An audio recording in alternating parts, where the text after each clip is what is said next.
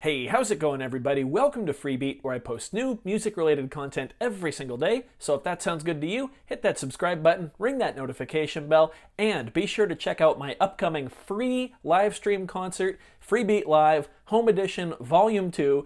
It's on Saturday, February 13th at 7 p.m. Pacific Standard Time, right here on the channel. Hope to see you there. It's going to be a lot of fun. Let's get started. Today, we've got the Korg Volca Keys being controlled by the Arturia Keystep 37, and I figured it would be fun to finally put these MIDI CC Knobs to use and control some of the parameters here on the Volca Keys. So it's pretty easy to set up. Honestly, you're just going to need a 5-pin MIDI cable going from the MIDI out of the Keystep into the MIDI in of the Volca Keys. You'll need to plug in your Keystep 37 into your Mac or PC via USB here, which will also provide power to the unit, which is nice.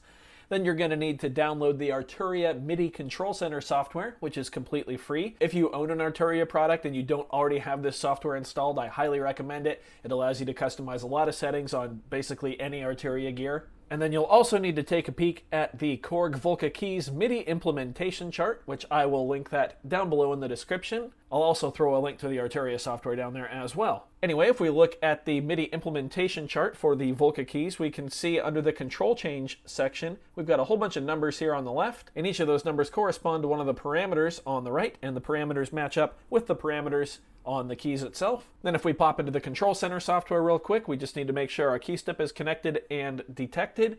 Then if we scroll down to CC Bank 1, we can see the first field here is where we're going to enter the corresponding number of the parameter that we want to control from the MIDI implementation chart. So you can see I've got 44 listed under knob 1. If we go to the implementation chart and look, 44 corresponds with the filter cutoff. So knob 1 of bank 1 on the Keystep is going to control the filter cutoff. So you guys get how it works. It's pretty darn easy. You go to the chart, you find the parameter you want to control, you find the CC number you want, and you pop it into the MIDI Control Center software under the knob that you want. And then it controls. So let's go over how I have mine set up here. So on the Keystep 37, there are 4 banks of 4 MIDI CC knobs. To cycle through the banks, we hold the shift button and press the chord button. Bank 2, bank 3, bank 4, and back to bank 1. So in bank 1, the first knob I have set, like you guys saw, to the filter cutoff. Knob 2 is my LFO rate. Knob 3 is my pitch intensity for the LFO. And knob 4 is my cutoff intensity for the LFO. Let's go to bank 2. Bank 2, I've got my attack, my decay/release, and my sustain. So let's turn up sustain. There we go. Let's pop back to bank 1 really quick and turn up the filter cutoff. There we go. Now let's go back to bank 2. So A, D, and R, and S. And the 4th knob here is the portamento.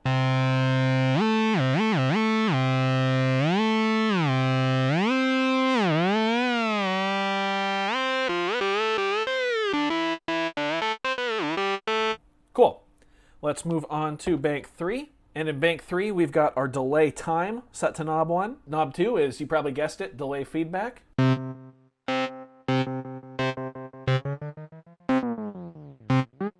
Can use those together obviously pretty well. Now we're going to jump ahead to knob 4, and knob 4 is the detune knob, which of course is going to spread out the tuning of our 3 oscillators. Helps you fatten the sound up. And now back to knob 3 of bank 3. This is actually the play style knob, so you can assign these larger knobs to CCs as well. So if I turn it all the way to the left, we're on poly. You can hear when it switches, it just switches to the next one, so that's unison. Octave. Fifth. Unison ring. And the final one, which is ring poly. And I don't have anything on bank 4 because I figured that 12 knobs was more than enough for starting out here. So you can see there's quite a lot of fun to be had. So let's just play around with something here. I'm going to set my play type to unison. There we go.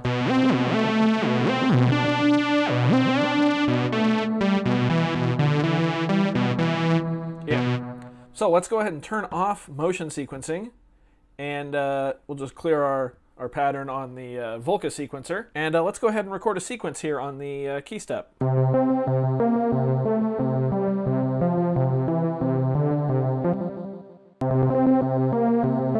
There we go. Cool.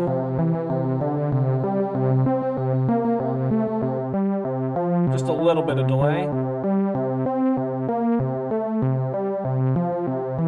There we go.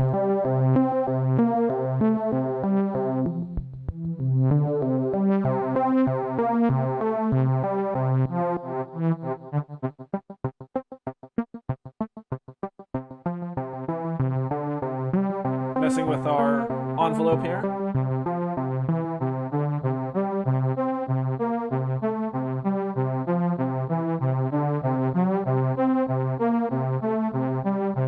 It's like Portamento gives us a little scoop at the end there. I like that. Let's go back to bank 1. We can play with our LFO. That's pitch. There's our cutoff. Remember, this is our rate. There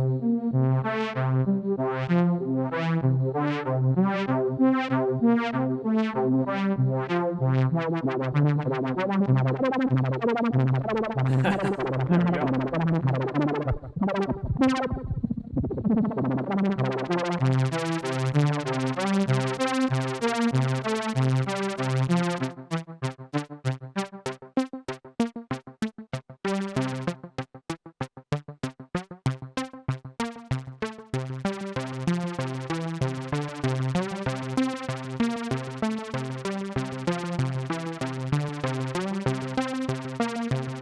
Now we can mess with our play type as well.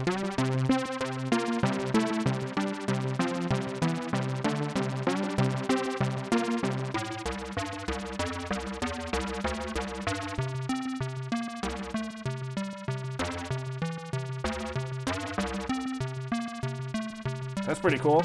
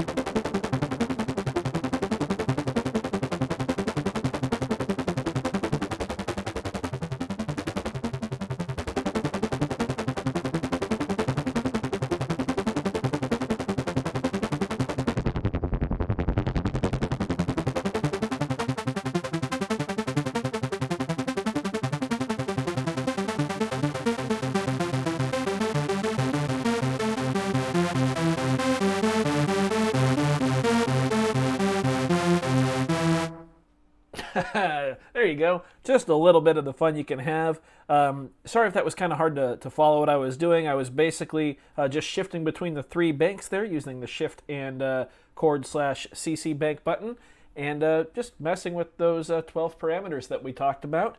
And I did a little changing of the sequence down there in the middle as well. But yeah, super, super happy with this combo.